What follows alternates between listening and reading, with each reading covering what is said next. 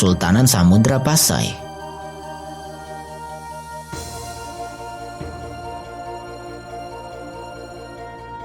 Kesultanan Samudra Pasai, kesultanan pertama di Nusantara. Perairan di semenanjung Malaya menjadi saksi lahirnya kerajaan-kerajaan Islam di Indonesia. Salah satunya adalah Samudra Pasai.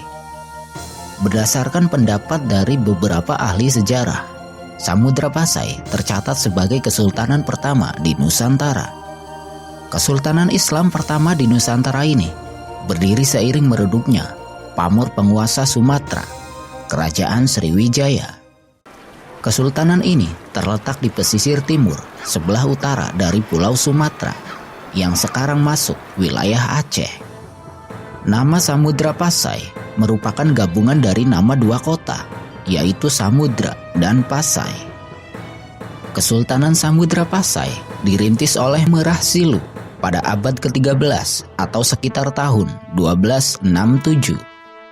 Samudra Pasai pada awalnya belumlah menjadi kerajaan Islam. Hingga suatu hari, seorang yang bernama Syekh Ismail dari Mekah berangkat dengan kapalnya menuju ke timur. Syekh Ismail ketika itu dalam perjalanan menuju China. Beliau berhenti sebentar di India untuk bertemu dengan seorang bekas penguasa yang telah meletakkan tahtanya dan memilih hidup sebagai ulama. Sang ulama dari India tersebut turut serta dalam perjalanan Syekh Ismail ke timur. Hingga kemudian kapal yang mereka tumpangi merapat di pelabuhan Samudra Pasai. Pertemuan Merah Silu dengan Syekh Ismail inilah yang membuatnya masuk agama Islam. Syekh Ismail kemudian memberikan gelar Sultan Malik Al-Shalih kepada Merah Silu. Syekh Ismail tidak lama tinggal di Samudra Pasai. Setelah itu, beliau melanjutkan perjalanan menuju Cina. Sedangkan ulama dari India tetap tinggal untuk menyebarkan agama Islam di Samudra Pasai. Pelan tapi pasti, para penduduk Samudra Pasai pun memeluk agama Islam. Dalam catatan sejarah, pusat pemerintahan Samudra Pasai terletak di muara Sungai Pasangan. Sebagai kerajaan pesisir, Samudra Pasai juga mengandalkan perdagangan melalui pelabuhannya. Pada masa-masa awal tersebut, Samudra Pasai sudah memiliki hubungan dagang dengan kerajaan lainnya di Nusantara dan kerajaan dari berbagai belahan dunia lainnya seperti Cina, Arab, Syam, dan India. Para pedagang dari berbagai belahan dunia itu datang ke Samudra Pasai untuk membeli komoditas seperti lada, kapur barus, dan emas. Seiring meningkatnya laju perdagangan, Samudra Pasai tidak melupakan unsur penting lainnya, yaitu kekuatan militer angkatan laut. Perdagangan tidak akan berkembang jika tidak didukung oleh keamanan. Maka dari itu, Samudra Pasai membangun angkatan lautnya dan berhasil mengendalikan perairan di sekitar semenanjung Malaya. Selama kepemimpinannya, Sultan Malik Al-Shalih berhasil membawa Samudra Pasai pada stabilitas politik dan ekonomi. Dan satu hal penting lainnya yang dicatat dalam sejarah Nusantara adalah penyebaran agama Islam secara masif di Samudra Pasai. Pada tahun 1292, seorang pelaut asal Venesia, Marco Polo, merapatkan kapalnya di pelabuhan Samudra Pasai. Ketika itu, Marco Polo sedang dalam perjalanan kembali dari kunjungannya ke Cina.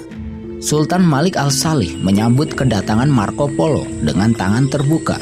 Dalam catatannya, Marco Polo menuliskan bahwa Samudra Pasai merupakan negeri yang tentram dan damai. Marco Polo juga mencatat bahwa Samudra Pasai juga kaya akan hasil alam dan pertanian yang melimpah. Namun, kunjungan Marco Polo sangat singkat karena dia harus melanjutkan perjalanannya. Tahun 1297, Sultan Malik Al-Shalih meninggal dunia. Selain sebagai perintis, Sultan pertama Samudra Pasai itu berhasil mengokohkan fondasi kerajaan yang kelak diwarisi oleh para penerusnya. Jenazah Sultan Malik Al-Shalih dimakamkan di Gampong Samudra. Sepeninggal Sultan pertama, tahta kerajaan dilanjutkan oleh Sultan Al-Malik Az-Zahir pertama atau dikenal juga dengan nama Sultan Muhammad pertama.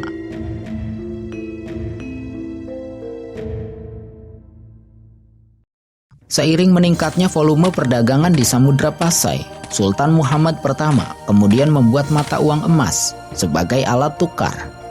Penggunaan mata uang emas ini untuk memudahkan transaksi antar negara, dan setiap uang emas yang dikeluarkan tertulis nama Sultan Samudra Pasai yang sedang berkuasa.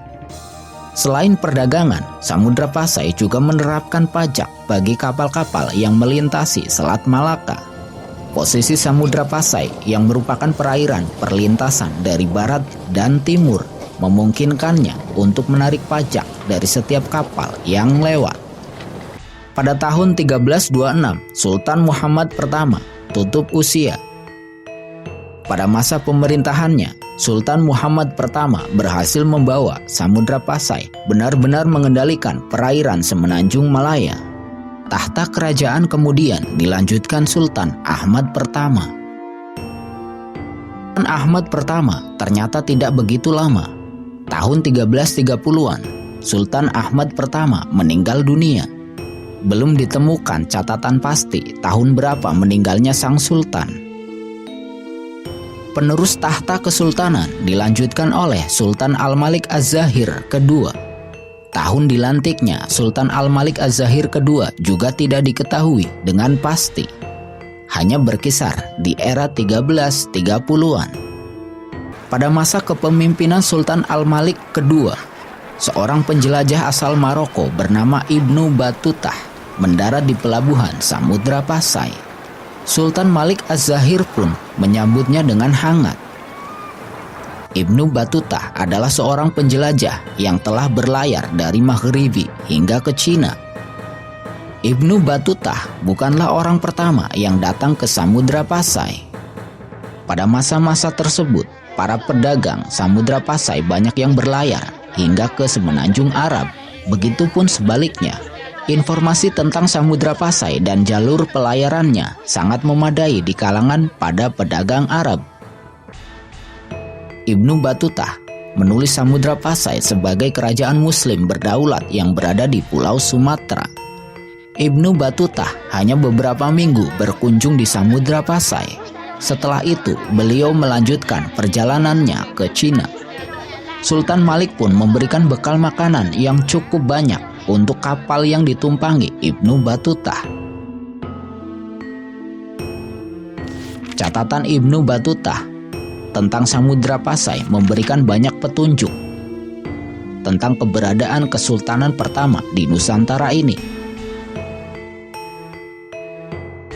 Tahun 1349, Sultan Al-Malik Az-Zahir kedua meninggal dunia.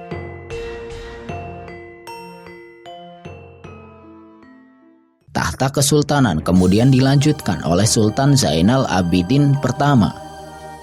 Pada masa kekuasaan Sultan Abidin pertama, Samudra Pasai semakin berkembang, baik perdagangan maupun wilayahnya. Sultan Abidin pertama berkuasa dalam jangka waktu yang lama, lebih dari setengah abad. Pada masa pemerintahan Sultan Abidin pertama inilah, sebuah kerajaan baru muncul di semenanjung Malaya. Kerajaan baru tersebut kelak akan dikenal dengan nama Kesultanan Malaka. Samudra Pasai juga sempat dipimpin oleh seorang perempuan tahun 1406 setelah mangkatnya Sultan Abidin pertama. Tahta Samudra Pasai dipegang oleh Ratu Nahrasyah. Meskipun tidak begitu lazim sebuah kesultanan dipimpin perempuan, namun Samudra Pasai tetap stabil dan perdagangan tetap berkembang dengan baik.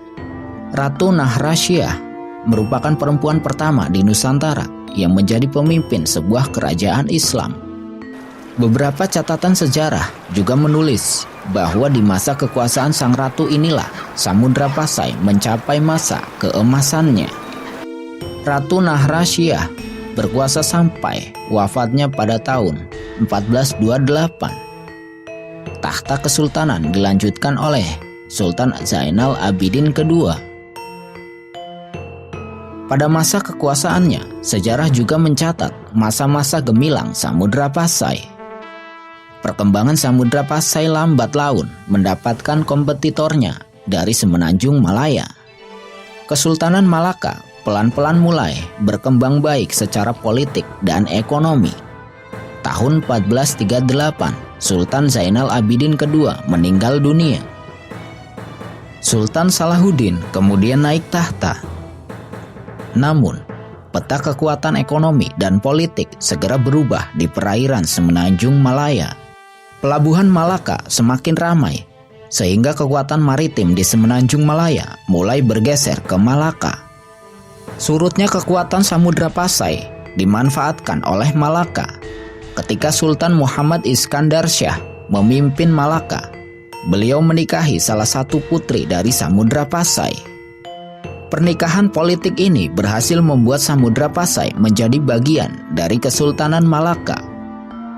Pada tahun 1511 Masehi, armada perang Portugis di bawah pimpinan Alfonso de Albuquerque menyerbu Malaka. Malaka yang akhirnya jatuh ke tangan Portugis membuat Samudra Pasai terancam oleh kekuatan Eropa. Ketika itu, Samudra Pasai dipimpin oleh Sultan Ahmad V. Keberhasilan Portugis di Malaka membuat mereka mengincar Samudra Pasai. Tahun 1521 Masehi, 10 tahun setelah jatuhnya Malaka, Portugis melancarkan serangan ke Samudra Pasai.